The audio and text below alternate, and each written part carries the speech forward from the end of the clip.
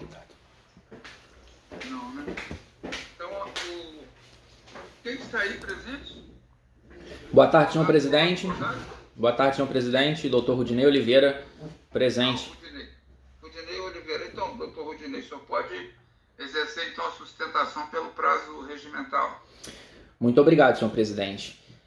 Acolhendo a Câmara, eméritos julgadores, primeiramente eu gostaria de cumprimentar vossas excelências, eminente presidente e que também funciona como relator no presente feito, desembargador Cairo Ítalo França. Gostaria também de cumprimentar todos os eminentes desembargadores e, não obstante, também gostaria de cumprimentar o Procurador de Justiça e a todos os presentes nessa sessão de julgamento.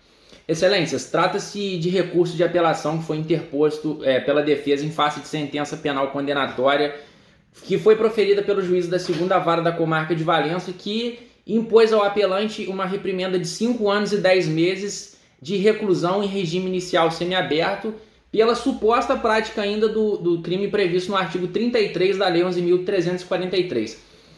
Eu gostaria de fazer aqui uma brevíssima síntese dos fatos.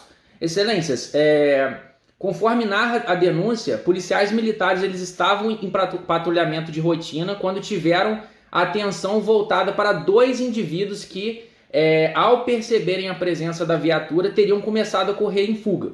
Um dos policiais alega ter visto o apelante, que era uma dessas 2 pessoas, colocar algo em cima do muro e ter começado a fingir que estava urinando.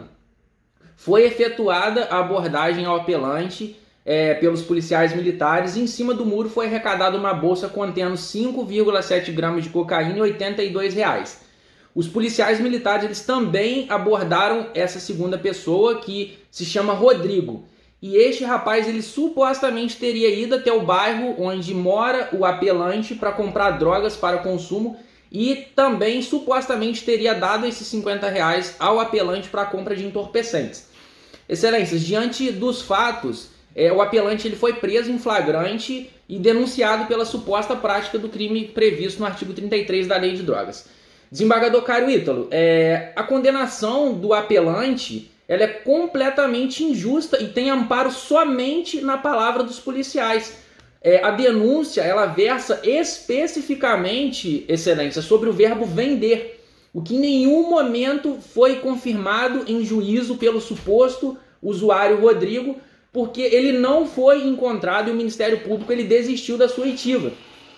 E aí eu digo aqui para vossas excelências que um dos policiais ele afirmou em seu depoimento prestado em juízo que não viu o apelante passar nada para o suposto usuário Rodrigo. E aí aqui eu chamo a atenção de vossas excelências para um ponto extremamente importante, que um dos policiais ele diz o seguinte, que ele acha que Rodrigo já havia dado R$50 para o apelante, pois em revista acharam R$50 com ele, mas que não viu onde as drogas foram apreendidas, porque o policial ele afirma que estava de costas. E aí novamente aqui eu chamo a atenção de vossas excelências, porque o policial ele mudou a sua versão. Em delegacia ele afirmou que teria visto o apelante colocar droga em cima do muro. Já em juízo ele afirmou que não viu nada e que não viu se o apelante tinha qualquer coisa nas mãos, porque ele tinha ido direto abordar o usuário. E aí já o outro policial que participou da ação, ele afirmou ter visto o apelante colocar drogas em cima do muro, a bolsa, mas ele afirmou também que não presenciou qualquer ato de mercância ou o apelante passar qualquer coisa para o usuário e vice-versa. Excelências, nenhum dos policiais militares que participou da ação policial sequer presenciou o apelante vendendo entorpecentes, entregando, recebendo qualquer quantia em dinheiro de Rodrigo. E aí o fato do Rodrigo, o usuário, ele não ter prestado depoimento em juízo, ele traz grave prejuízo à defesa, porque a defesa não teve a oportunidade de exercer o contraditório e a ampla defesa, porque o douto magistrado ele valorou o depoimento que foi prestado em sede policial pelo Rodrigo para embasar a condenação do apelante. E aí, em respeito ao artigo 155 do Código Penal, que ele é claro ao dizer que o juiz ele formará a sua convicção pela livre apreciação da prova produzida em contraditório judicial, não podendo fundamentar a sua decisão exclusivamente nos elementos colhidos na investigação, ressalvadas aí as provas cautelares, não repetitíveis e antecipadas. Ou seja, excelências, temos apenas a palavra dos policiais para incriminar o apelante. E embora a súmula 70 do Egrégio Tribunal de Justiça do Estado do Rio de Janeiro ela confira um valor especial à palavra dos policiais, eu gostaria aqui de fazer uma pequena ponderação com vossas excelências. Desembargador Caro Ítalo, se nem os direitos e garantias fundamentais eles são absolutos, que dirá aí a súmula 70 do Tribunal de Justiça do Estado do Rio de Janeiro? Se até os direitos e garantias fundamentais, excelências, eles podem e são relativizados, que dirá aí a palavra dos policiais que não pode, excelências, que não deve ser absoluta, principalmente quando eivada aí de diversas contradições. E aí eu digo aqui a vossas excelências que temos uma verdadeira prova diabólica, porque de um lado temos a palavra dos policiais que acusam baseados em achismos, excelências, achismos, respaldados pela fé pública que é conferida a sua palavra pelo Estado.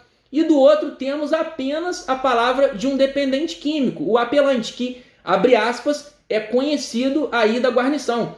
E eu cito aqui para vossas excelências que um dos policiais, ele fala que já abordou o apelante em outras ocasiões, mas ele nunca encontrou nada de ilícito com ele. Excelências, o apelante ele negou a propriedade das drogas tanto em sede policial como em juízo, mas ele alegou que realmente conversou com o usuário e que ele apenas afirmou que sabia onde poderia comprar drogas porque ele é usuário de drogas, ele é dependente químico há muitos anos.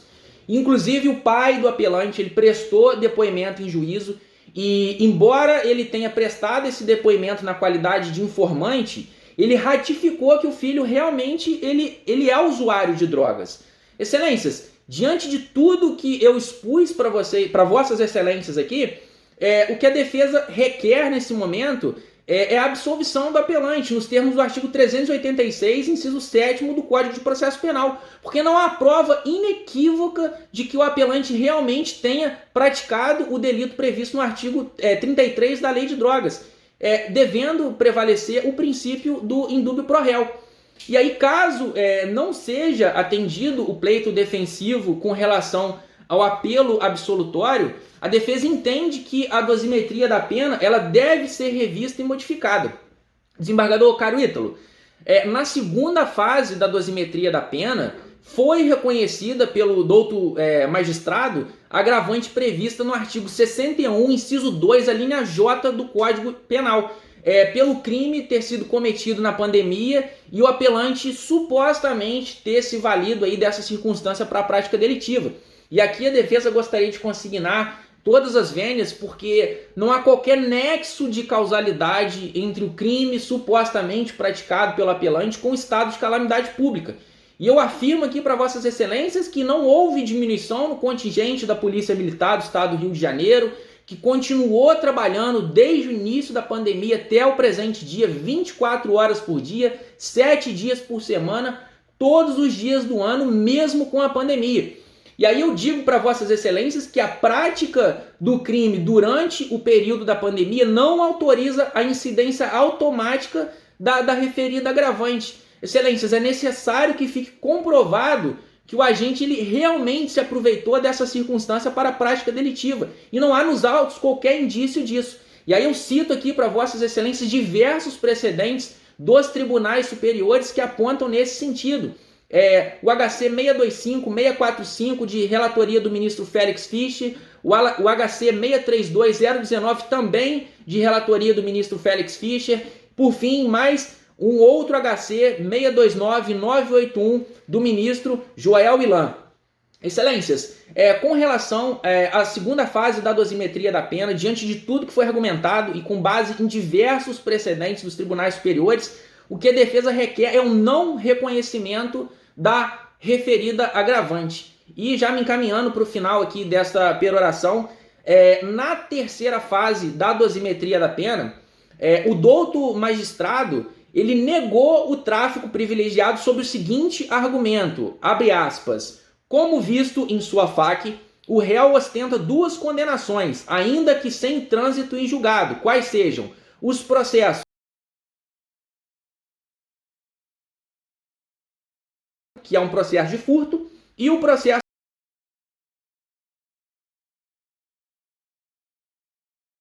que seria um processo de tráfico. Este crime idêntico, ambas cometidas antes do presente processo. E aí ele continua em parte de sua fundamentação e diz o seguinte: primariedade e bons antecedentes não é o mesmo que dedicação às atividades criminosas. Este conceito é mais abrangente que aqueles. Assim, outros feitos penais em curso, ainda que não afastem a primariedade e os bons antecedentes, podem ser usados para compor juízo quanto ao agente se dedicar a atividades criminosas. E aí, excelências, aqui eu preciso necessariamente chamar a atenção de vossas excelências, porque, contrariamente ao que foi prolatado na sentença, o apelante ele não possuía uma condenação por tráfico de drogas no processo supracitado. Isso porque naquele processo o réu era uma pessoa que se chama... E possivelmente esse feito ele foi colocado na faca do apelante por erro. E esse erro ele foi devidamente apontado pela defesa já em alegações finais, mas foi completamente menosprezado pelo douto juízo ao prolatar a respeitável sentença. E aí aqui cumpre mencionar, excelências, que o apelante ele estava respondendo na época sim por um processo de tráfico de drogas. Esse seria o processo.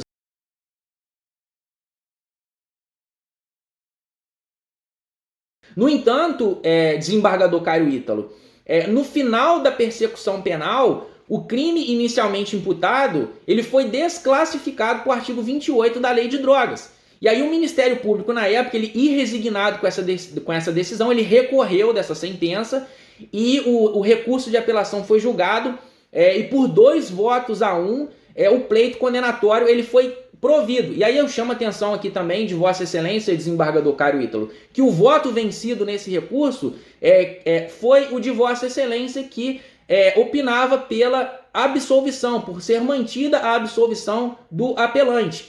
E aí eu cito para Vossas Excelências que os 2 processos que foram utilizados para obstar o tráfico privilegiado, tal seja, o processo de furto, ele não possui trânsito em julgado de sentença penal condenatória. E o segundo processo, que foi também utilizado para obstar o reconhecimento do tráfico, foi o processo, o processo que houve um engano com relação ao rapaz que se chama...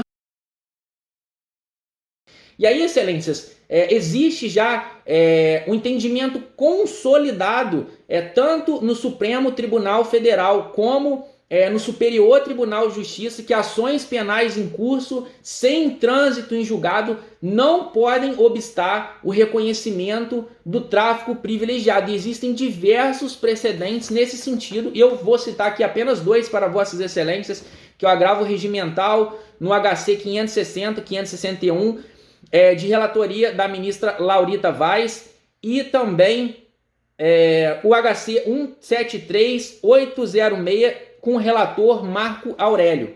Excelências, por fim aqui me encaminhando, diante de tudo que foi exposto, não sendo acolhida a tese de absolvição, o que a defesa requer a Vossas Excelências é que não seja reconhecida a agravante prevista no artigo 61, a linha J do Código Penal, e também que seja reconhecido o tráfico privilegiado em sua fração máxima, eis que o apelante preenche todos os requisitos, e que o cumprimento inicial da pena se dê em regime inicial aberto, sendo substituído pela pena restritiva de direitos, porque o apelante ele preenche os requisitos subjetivos e objetivos para a concessão da benesse. Excelências, assim encerro essa peroração, mas não sem antes agradecer a atenção que Vossas Excelências me deram nesse momento. Muito obrigado, assim encerro a minha palavra. Parabenizo, doutor, pela sua sustentação, abordando os pontos principais. Não sei como meus colegas estão se posicionando, mas eu estou me posicionando no sentido de dar provimento ao recurso para absolver o acusado. E quais são os argumentos?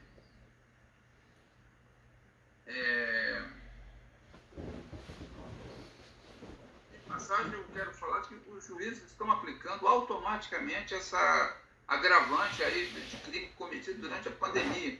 é necessário que o crime, de certa forma, tenha sido cometido quando a gente se prevaleceu da pandemia para cometer o crime. Não é assim que a coisa funciona, mas estão aplicando automaticamente. Mas, enfim, são coisas da vida. Mas aqui eu estou deixando de apreciar o pleito preliminar, porque a solução de mérito é mais favorável à defesa.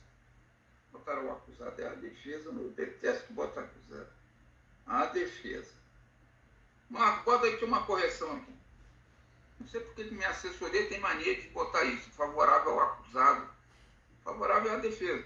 Douglas dos Santos foi denunciado e condenado pela prática de tráfico de drogas, uma vez que, em tese, de forma consciente e voluntária, sem autorização e em desacordo com determinação legal ou regulamentar, teria vendido 5,7 gramas. Notem que a denúncia imputa ele ter vendido 5,7 gramas de cocaína em 8 pequenos invólucros plásticos rígidos, transparentes, providos de tampas, são chamados pinos de Eppendorf.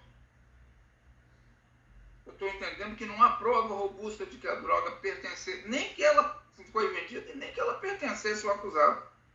Materialidade demonstrada pelo auto de apreensão e exames periciais constantes exaustos.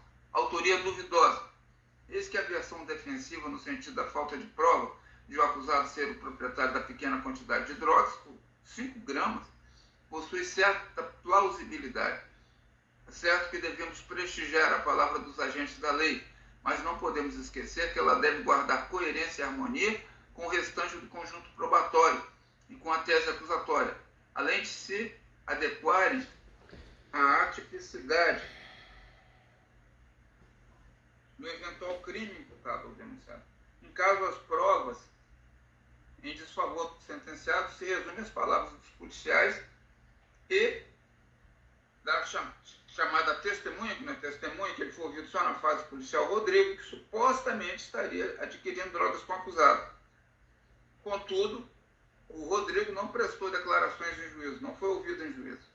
O apelante foi preso sem droga em seu poder. Segundo os próprios policiais, eles teriam visto ele colocar alguma coisa no muro e aí eles saíram caminhando, ele e o outro, para fingir que iam urinar, e aí eles prenderam. Quer dizer, então, quando ele foi preso, não tinha nada na mão dele. Eles voltaram, foram lá para o muro, acharam a droga lá e o acusaram de ser o proprietário dessa droga. E podia ser dele ou podia ser do outro. Então, ao meu ver, subsistem dúvidas quanto ao que aconteceu. Os policiais falam isso, mas de certa forma até eles se contradizem, porque como é que ele podia estar, se ele estava vendendo e ao mesmo tempo ele saiu caminhando com o outro pelo beco, ali perto do muro, eles saíram caminhando e aí eles foram abordados pelos policiais. Quando foram abordados não tinha nada, né, nem com um nem com o outro. E aí disseram que o Rodrigo falou, não, eu vim aqui procurar droga e ele disse que tinha cocaína para me vender, mas não deu tempo que vocês chegaram. Então, e o Rodrigo sequer foi autuado como usuário. E ele não foi ouvido em juízo. Então, foi um negócio assim meio... Eu acho que foi um trabalho mal feito, ao meu ver, com todas as mentes. Por isso, eu estou me posicionando no sentido de... Nem estou apreciando essa preliminar que foi falada aqui, né, que fala em revogação da prisão preventiva, não sei o quê, né, porque eu estou, no mérito, me posicionando no sentido de dar provimento ao recurso para absolver na forma do 3867 com expedição de alvará de soltura. É assim que eu estou me posicionando. Desembargador, revisor, desembargador Paulo Gustavo. Presidente, relator e colegas, a minha visão do processo é outra, eu mantenho a condenação, mas aplico o parágrafo 4 em grau máximo. Portanto, provimento parcial, desembargador Caio.